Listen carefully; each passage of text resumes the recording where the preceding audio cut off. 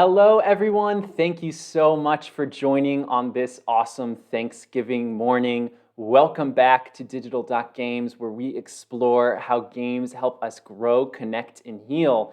Today, I am thankful to be joined by Sarah Ticho, founder of Hatsumi and healthcare lead at Immersive UK, and someone who, through getting to know her recently over the past few weeks, I can just say is extremely bright and creative and is doing some real fascinating work at the intersect of art, health, and immersive technology. So Sarah, hey, welcome to Digital Games. Thank you so much for coming to talk to me today. Oh, thank you for inviting me. I'm very flattered to join you. Absolutely. So you're calling from the UK. So I guess not celebrating Thanksgiving over there. I mean, right? No turkey dinners for you tonight. No turkey dinners, but I lived in with some Americans for a while and did discover the joys of pumpkin pie. So I might have to see if that's on the Then you've card. lived. Then you've lived. That's right. I was going to ask because I know you spent some time abroad here in the States. Did you have an authentic Thanksgiving that year? I actually wasn't in the States for Thanksgiving. I think I basically was there most of the year except around November time. I arrived in December and left by like May, June. Gotcha. But I studied abroad whilst I was at university, so I spent a year in Japan, and there were lots of Americans there. So I did have a fully authentic Japanese Thanksgiving once. Oh, that sounds very interesting. That's something I haven't experienced yet. So, well, that's I, great. I'm so happy that I get to spend my Thanksgiving with you. For everyone joining us live, just want to say off the bat, we might get into a little bit Thanksgiving topics at the tail end of the show, talk about what we're thankful of. But spoiler alert, I am really thankful for all of you. I'm thankful for everyone who's helped support me to create Digital Games, to all of you who are here live at twitch.tv/digital.games, to all of you who are watching later on YouTube when this goes up. Thank you so much for joining the conversation and being part of this digital care team. With that being said, I want to dive in. Sarah, we have so much to talk about. In fact, I was putting this doc together for this interview, and I think this actually might be my most challenging interview I've done because you have so much going on. Let's start off the bat, Sarah, and I know like I hate this question, but I'm gonna ask it anyway. How would you describe yourself, Sarah? How would I describe myself? I am someone that's perhaps like overcompensating by trying to do a lot of things. But Aren't we I guess all? I work very broadly across the world of yeah, health, arts, and immersive technology, both in like creating games and virtual reality experiences, as well as sort of supporting the community of people working in immersive technology and health to think about how we can do things differently and how we can have artists and game designers and patients with experience of mental health working with doctors and thinking about how yeah, the world of play can help our own well-being. Wow. So there's really so much to go off of from right there. I mean, you talked about mental health, you talked about the arts, you talked about immersive technology. Can you tell us a little bit about your background and kind of how you came to be involved in these three domains that seem so separate, but you've done such a wonderful job of uniting them? Oh, thank you. Well, none of this was expected at all, especially like working in the arts and games. When I was younger, I was like convinced that I was going to become an archaeologist, and I wanted to just like move to Egypt and basically dig up things all day. And it was kind of through studying archaeology, I actually ended up becoming very interested in anthropology, and so that's what I studied at university. I did biological and social anthropology, and I think like understanding humans from both a scientific and social perspective, I found like super interesting. And whilst everyone else was like going off and doing their gap years, I think that was something that didn't really appeal to me and wasn't something that I was even like financially viable Right. at that point in my life. But I did manage to get to study abroad, which is how I ended up going to Japan and spending a year out there. which was immensely fascinating and kind of fun because I got to like learn a new language and sort of explore uh, somewhere I don't think I could ever really live or have the opportunity to live in through most other means. And so it was sort of as I was finishing my degree, in fact, that my father became like really ill, Hmm. and he got pancreatic cancer and passed away like sort of within 6 months of us Oh, even I'm finding sorry. out. And thanks, yeah, it sucks. It was Yeah. awful, and I think like anyone that's gone through any sort of grief like knows just how um, it just like completely changes everything, right? And I think especially when you're young, you kind of don't realize that like death is something real, Right, and right. that it's all gonna happen to us at some point. And so I graduated, and I like quickly just tried to find any job, and I started working at the National Health Service here in the UK, managing referrals. And it's kind of interesting because you get to read everyone's medical records, and it's almost like hearing people's stories like through their health, right? Yeah. Um, but despite finding that like very very interesting, I was basically working in like a glorified call center and sort of waiting for Friday to come around. And it was around that time that I started volunteering at an art gallery, and I never had any sort of interaction with the arts before that at all. Huh. I always thought it was for this sort of like cultural elite, and I used to go to like exhibitions and be like, I just don't really understand what's going on here.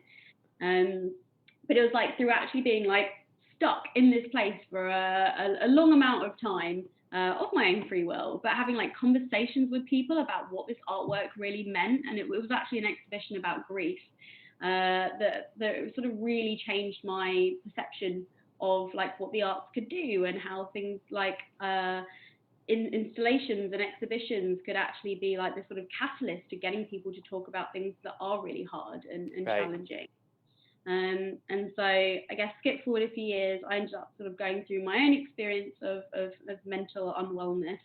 And I got diagnosed with I think it was called mania of psychotic symptoms, and was sort of going through the health system, just being like, I don't know what I need, but I don't think it is just like drugs right now. I think I want somebody to talk to. I think my dad died a few years ago, and I'm having a really hard time being a grown up. Sure. Uh, because no one actually tells you that being a grown up is quite hard. Oh my God, it's so hard. If I'm even a, right, then I have that question like, am I grown up? Right? Like, I don't really feel. I have two kids, When but I don't do really you become feel like a grown up? grown up. When is there an age? I don't know. Figuring it out. Is there an age? If anyone's listening live, like if you could let us know the moment that you became a grown up and what happened, that would be very helpful. That's I'm sure right. it's That's right. like having kids or something, or I don't know. I Or I think guess I maybe think having kids is just an excuse to be a kid longer, right? Because it just lets you do kid things again. I get to watch cartoons now, I get to just play pretend, I play with action figures again. Everything I want to be doing but isn't socially acceptable. yeah, we should take our like 6-month-old baby to the zoo because it's all for them. That's exactly right. But yes, being a grown up is challenging. Brilliant. That's the one conclusion from today's talk already. That is hard. But yeah. So what was I talking about? Yeah, being grown up is hard, and yeah, I became really interested in the arts and storytelling as perhaps a way of talking about like lived experience of mental health, because I just didn't really have the words to describe that at the time. They were like, what's happened? Like, what's going on? I was just like, oh, it's loads of things. But I just like had not developed like Wow. those inner resources to really think about what had happened. But I really just wanted someone to talk to and listen to and find ways of being able to express myself. And I started like trying to write a story, and then I was like, oh, maybe it should be like a film or something. And I really wanted to explore some of these quite extraordinary experiences of having a psychotic episode. The fact that your senses are so unbelievably like heightened, and your sort of belief systems for that moment become like really really changed. And I came across this talk about virtual reality. I was working at TEDx Sydney at the time, and I became really fascinated with virtual reality. I guess kind of as a metaphor for something like psychosis, like this Hmm. idea that you have this headset on you, and you're essentially blindfolded, and you know that like the laptop's in front of you and the chairs beneath you, that everything that you're seeing and believing is so completely different. And in that experience for me, I felt like I was constantly having to sort of navigate between those two realities to find some sort of sense of safety. Right. And started like reading about how VR was used in things like storytelling as a way of sort of generating perhaps some sort of empathy, and then through that sort of discovered also how it was used in healthcare and ways of helping like manage pain or support people with different mental health conditions, and how it can train doctors or help people in physiotherapy as well. So it's sort of this journey of discovery of all the different ways, sort of beyond entertainment, but also integrating entertainment and storytelling into it.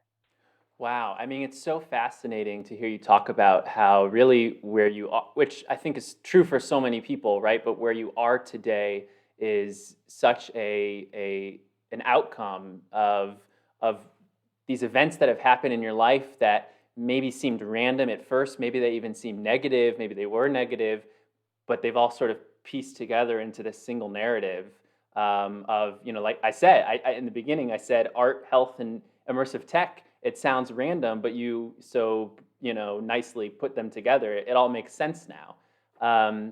And just yesterday, I was lucky enough to get to hear you talk. You were moderating, I guess, an event about grief and loss and immersive technology. And it was incredible to hear from additional experts in the field of healthcare, in the field of technology, who are using VR and these types of experiences to help people in palliative care, in end of life care. So there really, like you said, there are so many different paths to go through this technology. It's so interesting. Absolutely. And I think what I find like extra fascinating about this is that people are approaching it from so many different angles. Like, yeah, yesterday at this talk, then we had someone that was a medical director at a hospice and supporting in palliative care. So she's using virtual reality to like manage pain. But then we had like an artist and producer who ran a whole exhibition around like VR in death, and that was more sort of bringing in artists and storytellers talking about their own experiences. And then we had a researcher as well from the Centre for Death and Society at the University of Bath. And I think, these experiences are being developed in so many different places, be it hospitals, universities, art galleries.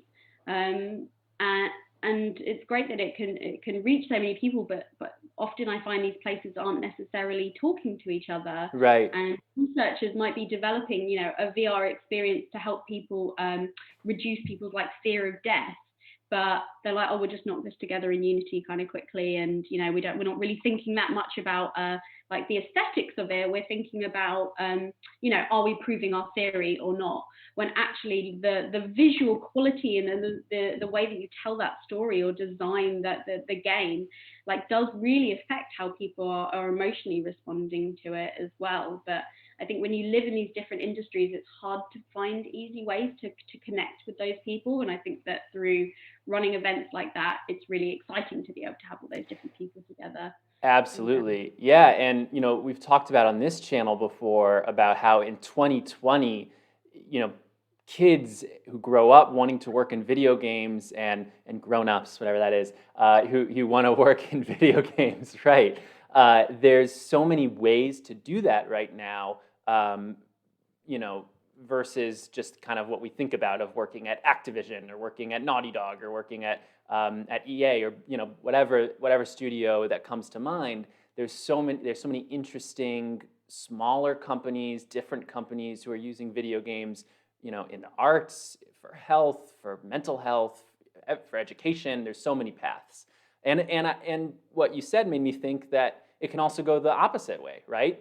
Let's say you want to help people. Let's say maybe you want to be a doctor. But in 2020, there's so many ways to help people more than just being in the hospital. You can be partnering with these tech companies, working with them. You can be working with artists. You can be an artist, and you can still all work together. So let's talk about your startup then, Hatsumi. Can you tell us a little bit about what that is, what Hatsumi means, and yeah, how that came to be? So Hatsumi is, I guess, a play on a Japanese word. So it means, so the real word, the actual word that does exist in the Japanese language is Hatsumimi, which means to hear something for the first time. So if you have completely new information that you've never heard that you've shared with someone else, you're like, oh, Hatsumimi. But mi also means to see. So in this context, it's almost like a fake word, which means to see something for the first time.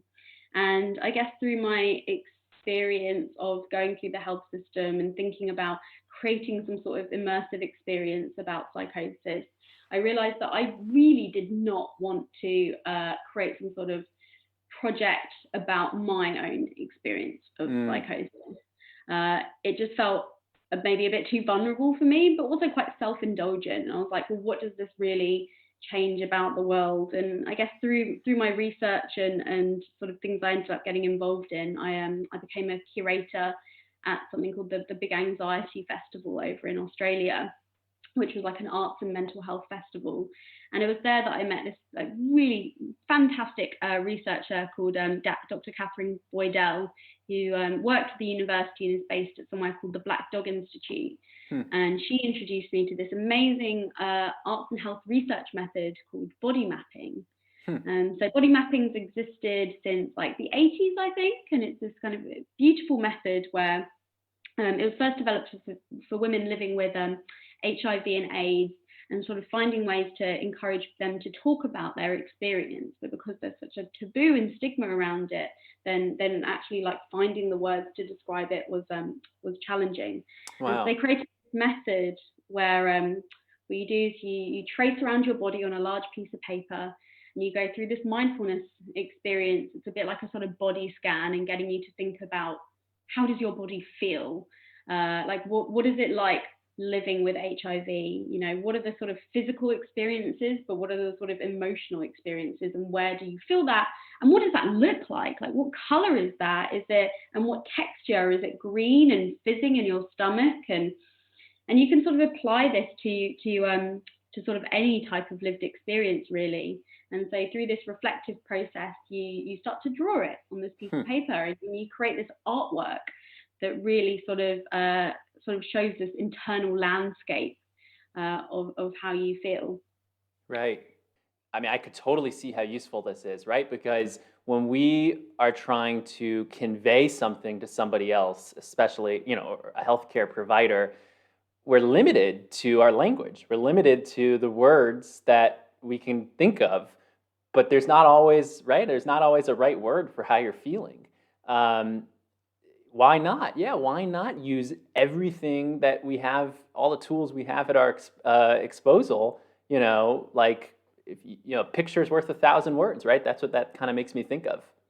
Yeah, absolutely. Because I mean, what's you've been practicing as a doctor and training, right? Like you've done um, like consultations. Like, what is your experience of when you're meeting someone for the first time, like trying to find out what's going on? Like, how do you get trained to gather a lot of information really quickly? Yeah, no, it's a great point. So for me, so obviously in medical school, I stopped seeing patients after medical school, but we have it's sort of this disconnect, right? Because on one hand, we have a template that we're working through in our minds of the questions that we know we need to get answers to, right? And there's sort of a linear path that you may take. Um, but on the other hand, doctors are also trained and healthcare professionals are also trained that you need to do more than that. You need to make a relationship. You need to make a connection. You need to be able to pick up on the subtle nuances. But sometimes balancing those two can be really challenging, especially in the classic, right, 15-minute window that is sort of the maximum or the average that you really have to see a patient, depending on the type of visit. Sometimes it's closer to 5 minutes, sometimes even less, right? Mm. So to fit that all in is really challenging. So for me, thinking about seeing patients, and I have a lot of colleagues that I feel would feel the same way, if there was an additional way, and that's why I'm so interested in digital technologies and digital health, of how these components, even when we're not face to face, can help bring us together more and help us connect to a different level. So yeah, involving the arts in that, I think, is extremely useful. Yeah, absolutely. Well, it's like a sort of like additional toolkit that I guess is a bit more universal because maybe English isn't everyone's first language, right? And or maybe it's a child that again like doesn't have the language, and what is the difference between like aching and throbbing and like knowing physically where as well. And so what we've been doing is basically with this is thinking about how do we translate this into a digital experience, and being very interested in virtual reality already, I was like, oh, this makes so much sense. So what Hatsumi are doing is we have been translating body mapping into a virtual reality experience. Hmm. And so instead of having a piece of paper and a limited amount of drawing tools available, then you put on a virtual reality headset, and there is a 3D avatar in front of you. You get taken through the mindfulness-based process, and we have been at the moment solely focusing on chronic pain Okay. and persistent pain, and we've been co-designing 3D drawing tools that are both static and animated. We've been designing them with people with lived experience of chronic pain. So you have a palette of tools, and you can illustrate onto a body in 3D where you feel that pain. And we've also been working with a sound designer to create a palette of sounds as well. So Wow. Wow. hopefully eventually, well, in the near future, we'll be able to integrate that, and so people will be able to paint with sound what they're feeling as well. And that's just another tool that you're pulling from, right? Another language that can be added.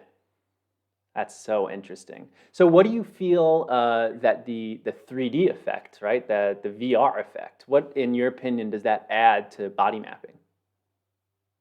I think there's something incredibly fascinating about being in an immersive environment that is, first of all, like much more embodied.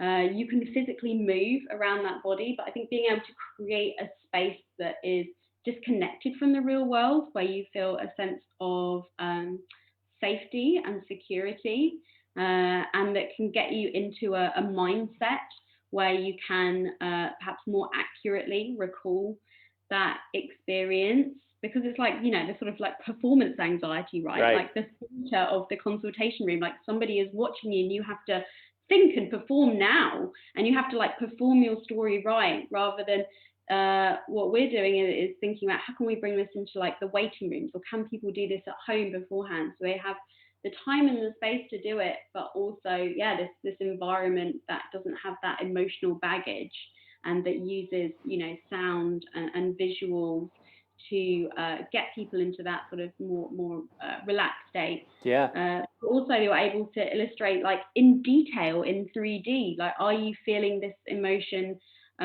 or feeling or sensation like inside your body, or is it on your skin? Or actually, what we found is that people are drawing outside of their bodies. Like, what happens when you give people almost like infinite space? Wow. And that people are actually drawing things like external to them as well, which I find like really fascinating. I'm not like an actual like sort of traditional pen to paper artist, and I always felt very restricted by my own creative abilities. But I think as soon as you put someone in a novel environment, and it's like, whoa, I'm in this kind of like beautiful part of space painting with electricity, like I think there's something like that really captures the real intensity of these Yeah. experiences as well, rather than having like a crayon. Yes. Yes. And some people are very, very capable with a crayon. Others, maybe less so, right? Absolutely. Wow. And finally, just to add as well, I think there's a really interesting opportunity for being able to, for example, archive these, save them, be able to create your own sort of personal journal of illustrations over time. So that actually, say you haven't seen your doctor in like 3 months, you can be like, well, this is what it's been like throughout all this time, and we can start to reflect on this in a very different way. You could perhaps view other people's who have anonymously shared them and get insight into other people's experiences Yeah. as well. And so one part of our development, we've been working with an AI specialist that is starting to observe trends in how people might be visualizing their experiences as well.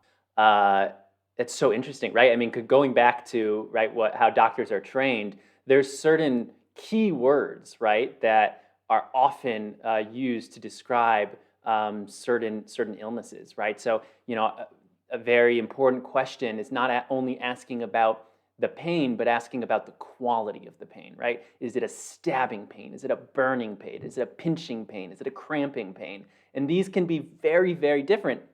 If something is a stabbing pain and not a cramping pain, that can really help you. Just that simple question essentially rule out, a whole list of conditions.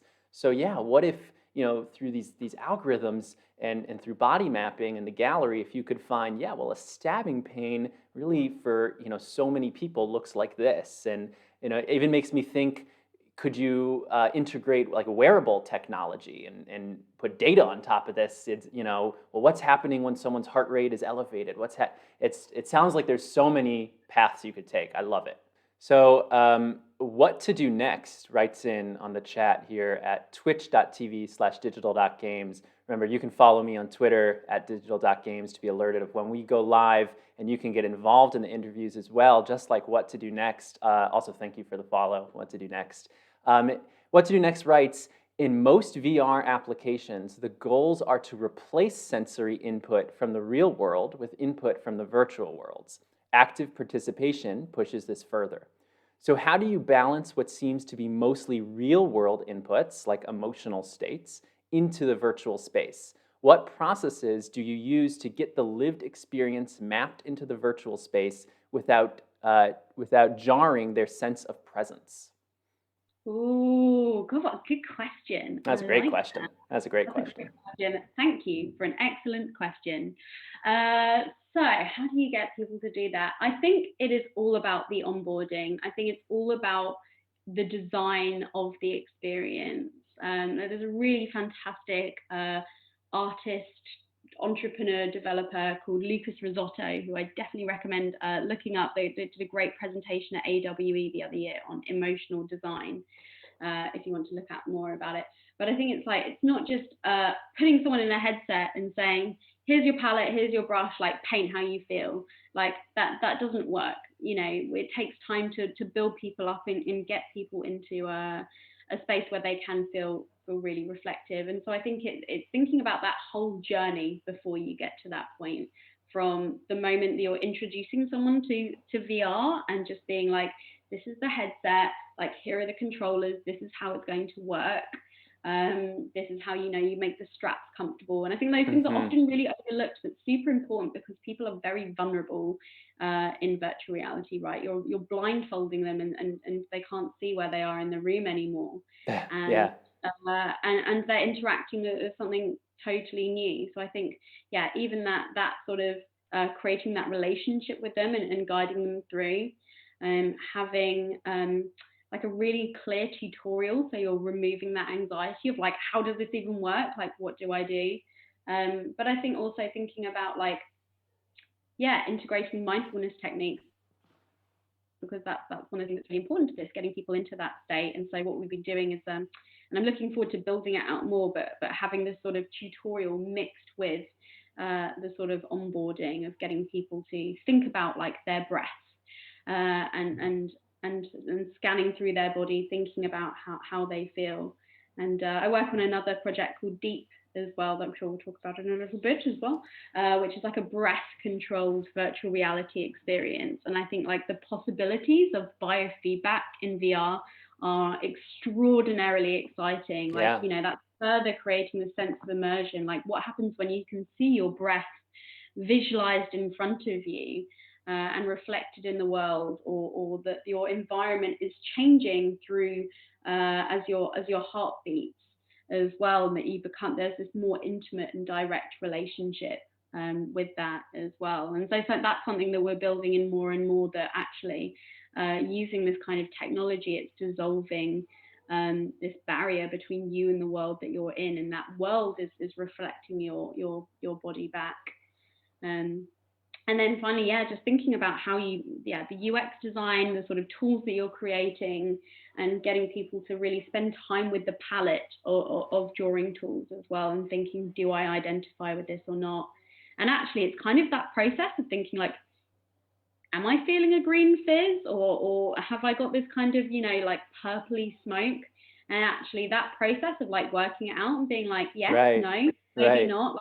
that is, like that's like developing like your interoceptive awareness is like sort of technical term, I guess. It's sort of like looking inside and thinking about that and uh, and thinking about it in a different way. You're sort of like completely changing the context of which you're interpreting your experience. So I think it's the process in many ways which is almost more important than the final outcome as well of getting people to think about their sensory experience in a different way. Absolutely. So you mentioned the online gallery, and I wanted to ask you because I have an answer. Maybe we'll have the same answer. I don't know. What is your favorite piece, your favorite creation that you've seen so far with someone using Hatsumi? Oh, that's like, yeah, it's hard to pick your favorite. It's like, which one of your children do you love the most, right? It's not that other people's emotions are my children. There you go, right. I think, oh God, there's so much. I mean, okay, there's the obvious one, which I'm not going to go for. I think the one that moved me the most was one that was done by, I guess, my best friend. I've known her since we were like 3 years old, and I think it was around the time that we started to go to secondary school. She started to develop body dysmorphic disorder, Hmm. and it was really hard to observe that. So she's had a very difficult relationship with how she looks and her appearance over the years, and it's just, yeah, it's been heartbreaking to watch, but also I just like I couldn't understand it either. And when I was first demoing the early prototypes, then I asked her to draw like what she feels on a good day, and she drew this kind of feeling of joy and happiness and all of that stuff, and it was like a specific memory. But then it was she also said like I'd really like to draw my dysmorphia, and I think like it was just this moment that like really changed everything for me and how I understood her, because her Wow. dysmorphia, everything was like internal. It was in her stomach. Like it was just so like visceral, and she like scribbled out her face and had all these arrows pointing at her. But then when she drew like happiness, like all of this was kind of like drawn outside of her body, like it was Hmm. nothing that was like kind of internal to her.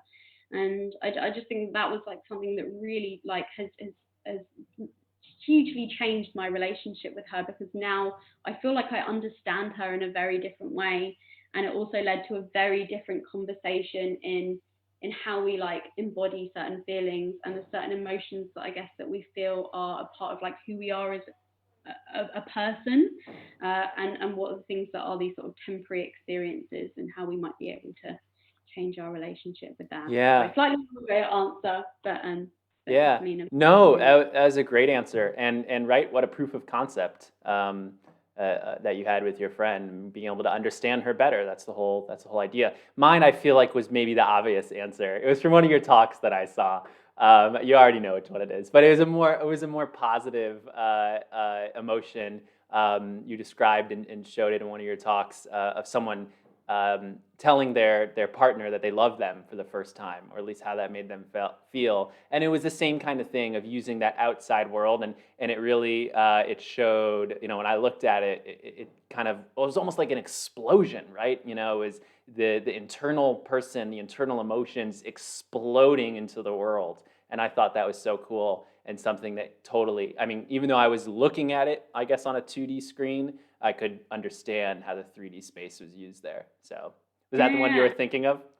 yeah, totally. I thought Yeah. so. I want to thank you so much for coming on and talking to me. This has been so much fun. And I did say I was going to ask you at the end of the show. It is Thanksgiving. Sarah, 2020 has definitely been a strange year.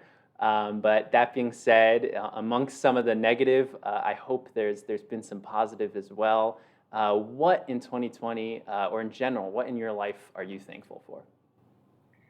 I am, gosh, well, I'm thankful for a lot of things, like personally in my life this year, and all the good people that have put up with a lot of my crap. Um, but I'm thankful that despite just the absolute horrors of this year and the amount of lives lost, that COVID has actually started some really important conversations. Yeah. And I think now people are open to new ways of helping people and really looking at health from a more holistic angle, that we are now talking about mental health more, and that's just becoming far more normalized. The fact that there is like more excitement and interest in this area, and that's not just coming from the games industry, that's coming from healthcare, that's coming from patients, and that it seems like after fighting for this for quite a while, that the door is becoming increasingly more open. So I'm glad that, yeah, we can have conversations like this. We can talk about mental health. I think that people are slightly more receptive to talking about end of life as well. Like that event last night, like we presented that event on end of life and grief and XR in collaboration with a bank,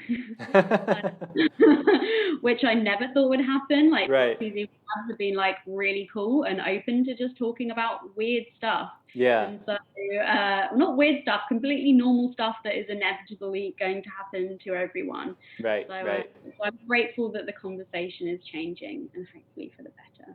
Yeah, yeah, that's awesome. That's awesome. Sarah, thank you so much. Guys, everyone go follow Sarah on Twitter, on social media. Go look up Hatsumi. She's doing really, really awesome stuff, as you know, if you've listened to this far into the interview. Sarah, if people do want to follow you on social media or track Hatsumi's progress, what's the best way for them to do that? All the normal internet things, I guess. You can find me on Twitter at Sarah Ticho or at Hatsumi VR. There are websites as well, or singular websites, hatsumivr.com. And yeah, drop me a message. Happy to say. Great, great. Well, thank you, everyone. Have a happy Thanksgiving. Thanks so much for coming along. We'll see you next week back here in Digital Doc Interviews, or every Wednesday night where we're here playing some games, trying to connect it to some health or positivity in some way. But it's always a lot of fun, so hope to see you there. Thank you, everyone, for coming, and game on.